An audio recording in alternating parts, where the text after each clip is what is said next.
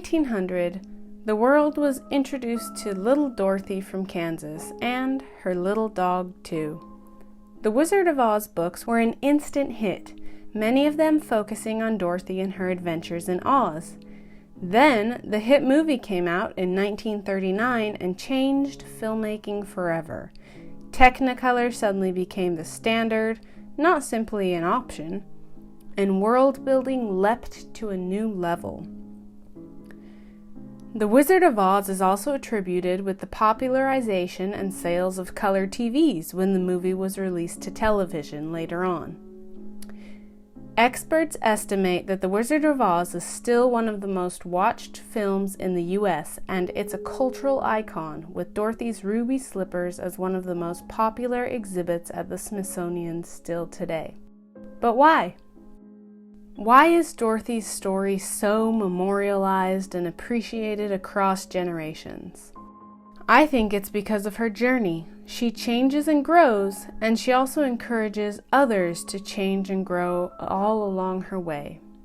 Dorothy starts in a drab and dreary world, but it's all she knows, and it's full of people that she loves.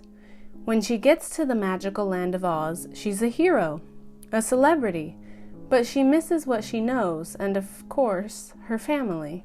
So Dorothy embarks on an iconic journey. She goes from naive young farm girl to brave heroine, collecting and protecting friends all along the way.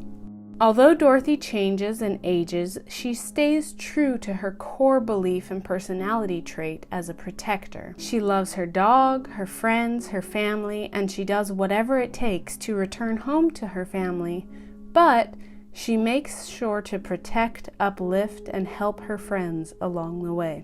While the iconic line from the movie is, "There's no place like home," the true lesson is in the journey and in the girl.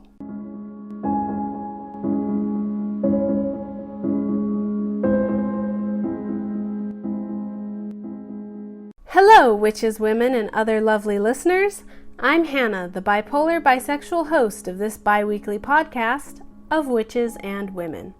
In this podcast, we get to explore the lives of powerful women, both real and mythological. Strong women have historically been labeled as witches or something else equally troubling, taboo, and easy to justify killing or dismissing. I'm telling their stories because most of these tales are amazing, and all of them are fascinating. Please subscribe on Apple Podcasts or Google Play, and if you do social media, connect with me through Of Witches and Women on Instagram, Twitter, or Facebook. Of course, be sure you also check out the website, which is the most in-depth and exciting resource I can offer you. When you visit ofwitchesandwomen.com, you'll find fantastic merchandise of both the serious and salty variety. Lots of the merchandise is limited edition, so get it while we're still in ancient Greece. You'll also find the Grimoire Gallery, which is our internet gallery curated with art by today's working artists and featuring witches, women, and goddesses of ancient Greece. If you see something you like, you can support a small business by visiting the artists' portfolio sites to see, share, or purchase more of their work. Plus, you can even buy some of their prints starting at just $15 in the Of Witches and Women shop. If you're not a fan of fake news, then you need to check out the Lamia Library, where I list all of my show notes and other resources and recommendations. Of course, subscribe to the newsletter The Oracle on any page of the Of Witches and Women website. Just scroll down and add your email address. The bi-weekly Oracle tells the shorter, fascinating, more obscure stories that we won't get to cover on the show. It highlights Grimoire Gallery artists, shares simple spells and book recommendations, and more. So don't miss out. Subscribe today.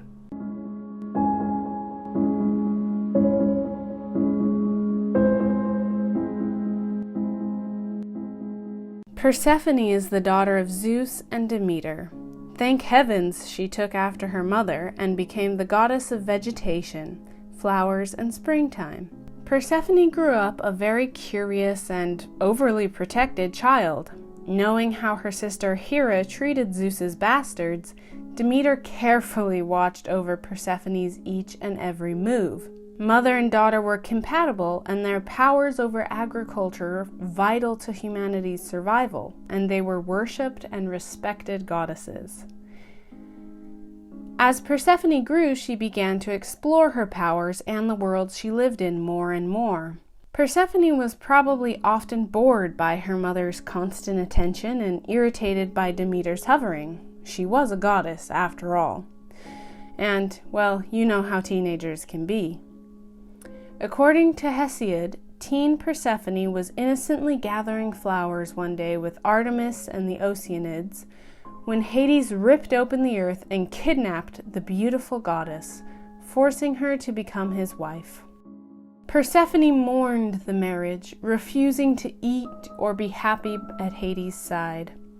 But other accounts of the tale conflict, painting Persephone as a curious and rebellious flower child who discovered her uncle's realm all on her own. In one version, Persephone sneaks off to explore and finds one of the cracks in the earth that lead to the underworld. Curious, she investigates and comes face to face with Hades, who is smitten with her beauty and spunky personality. He persuades Persephone to stay with him, allowing her visitors like Hecate, who report on Persephone's whereabouts, to Demeter. Persephone stays for a while, visiting Hades' incredible underground gardens and palaces while he creates for her Elysium, a heaven for her to rule. But in every version of the tale, Demeter was heartbroken and furious with Persephone's disappearance. Whether she was kidnapped or simply exploring, Persephone had clipped the apron strings and was no longer under Demeter's protection. Demeter pled with Zeus to bring their daughter back, but he would not, either because he had made a deal with Hades, or because he could see that Persephone was happy, or because he was Zeus and he was busy ogling something else. Forced to extreme measures, Demeter sent Hermes to fetch her daughter. But while in the underworld, Persephone had eaten pomegranate seeds, knowing that in so doing she was bound by primordial laws to remain in the underworld forever. If we give her credit for being an intelligent being in control of her own actions, this means that the goddess Persephone chose Hades as her husband and the underworld as her home. Devastated, Demeter cursed the earth. Without her daughter and partner in power, Demeter refused to bless the crops, creating the first winter. The people began to suffer, and finally Zeus had to listen. He brokered a deal. However, Zeus reasoned, it was only a few pomegranate seeds, so she would spend part of each year with her mother and part with her husband. As with most of Zeus's decisions, this situation made no one happy. Hades lost the love of his life for much of the year, Demeter lost her daughter for the rest of it, and most importantly, Persephone's freedom and her choices were taken from her without a second thought. Interestingly, though, in a strange twist of family dynamics, Hera's despised niece had become her equal in the underworld, arguably a stronger and more dangerous realm with more resources and inhabitants. Persephone learned from her aunt's mistakes, rarely taking an interest in Hades' mistresses, granted there were far fewer, and only cursing one who tried to lure Hades away from her. She also helped Hades rule, a coveted role that Zeus had never extended to his own consort, Hera. Persephone, a seemingly minor goddess of flowers at first, became queen of the dead and decided the fate of many heroes like Orpheus, Hercules, and Sisyphus. While Hades is depicted as vengeful and aggressive, Persephone seems to be a softening influence, allowing occasional disruptions to the fire and brimstone that people associate with the god of the dead. The tale of Hades and Persephone is a long-loved tale.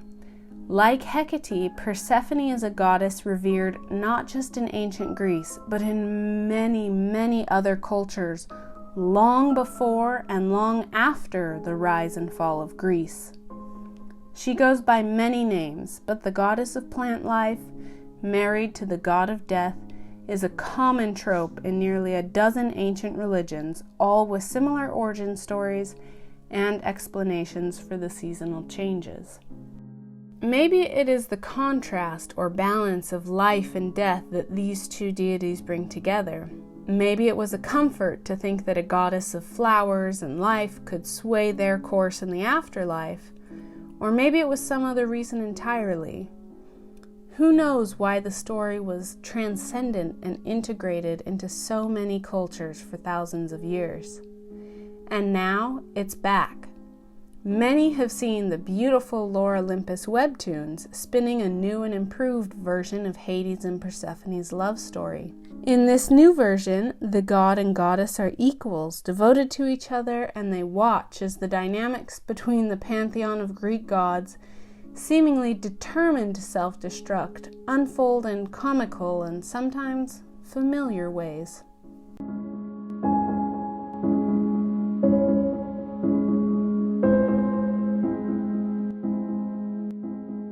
Listeners, let's talk shop. Specifically, the Of Witches and Women merchandise shop. We have beautiful prints and t-shirts created by contemporary artists, salty t-shirts, fierce joggers, magic coffee mugs, witch sister bracelets, stickers, and more merch designed by me as well. Plus, when you buy art, either as a print or a t-shirt, the proceeds go to the hard-working artist. And when you buy the other merchandise, I can afford to buy myself a Pop-Tart. A maybe. So, take a look at ofwitchesandwomen.com/shop.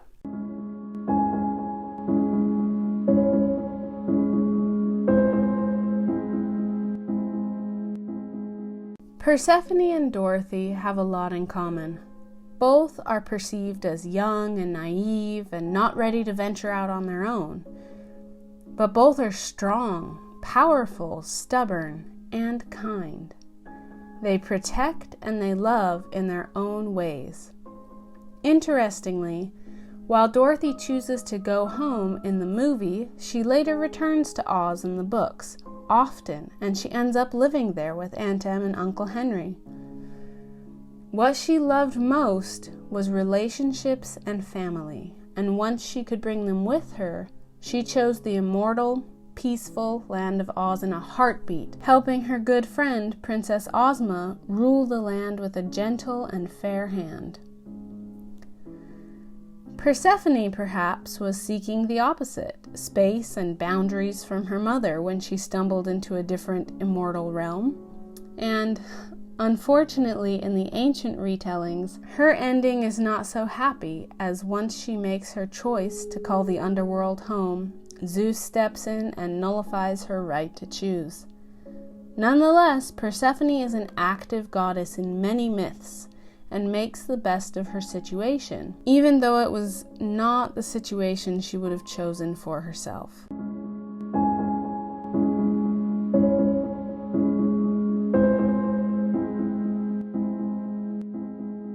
Today's episode is brought to you by Honestly Essential Oils. Unlike the essential oil barons, Honestly Essential Oils is a small family-run company with fewer employees than I have fingers, all of whom are skilled in different areas of holistic medicine, including the company owner who has more than 26 years of aromatherapy experience and has mixed soothing blends for many large oil companies, written books on holistic medicine, and even run a massage therapy school for many years. Because Honestly Essential Oils doesn't pay a long line of salespeople before the oils reach you, their oils are far less expensive than many other companies.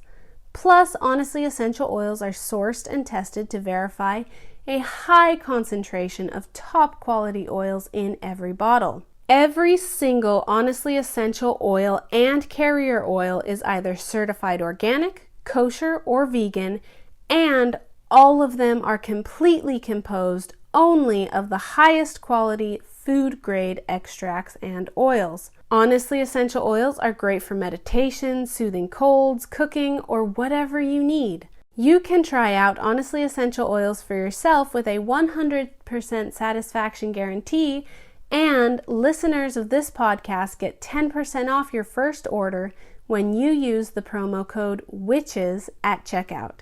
So, look up honestlyessential.com today and use the promo code WITCHES for a sweet deal on the best oils a witch can get.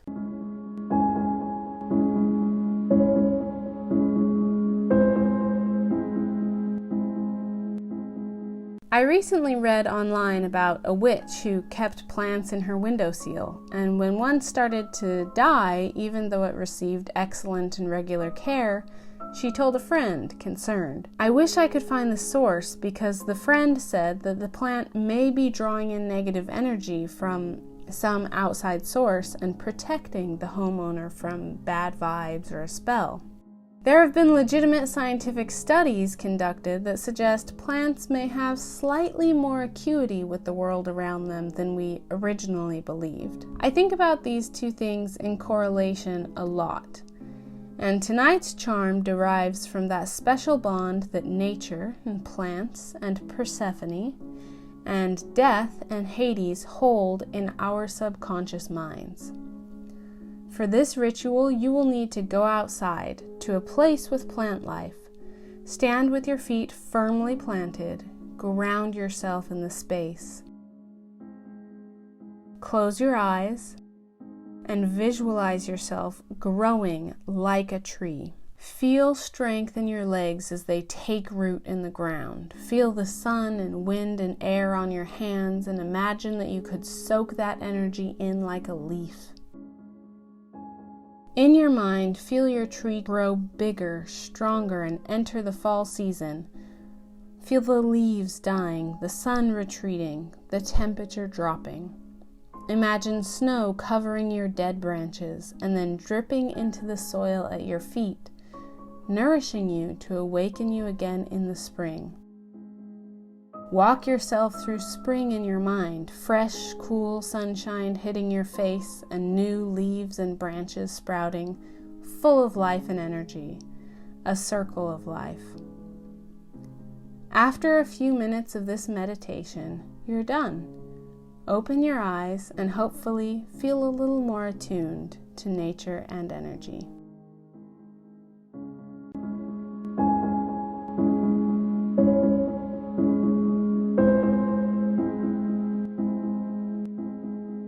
That's a wrap on today's episode. Thank you so much for listening. It truly means the world to me that this show has listeners and followers and support. Sometimes working on this podcast is one of the only things that keeps me going, so thank you for that. It would be so kind and amazing if you could please drop us a great review of the podcast on Apple Podcasts or Google Play so I can continue to grow the show and we can continue to explore the lives of these amazing witches and women together.